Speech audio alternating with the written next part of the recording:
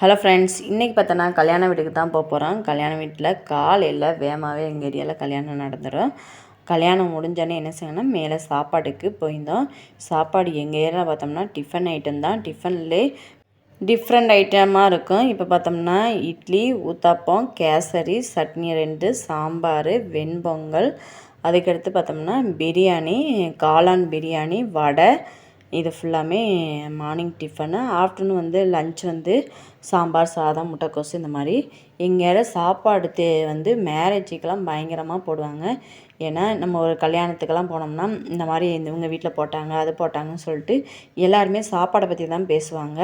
அதனால் நைட்டும் எங்களுக்கு விருந்து வைப்பாங்க. காலையில், மதியம் இந்த மாதிரி தான் எங்கள் ஏரியாவில் நடக்கும். உங்கள் ஏரியாலெலாம் எப்படி ஃபங்க்ஷன்னா சாப்பாடு எந்த மாதிரி போடுவாங்கன்னு சொல்லுங்கள். சில ஏரியாலெலாம் பார்த்தோம்னா நான்வெஜ்ஜும் போடுவாங்க.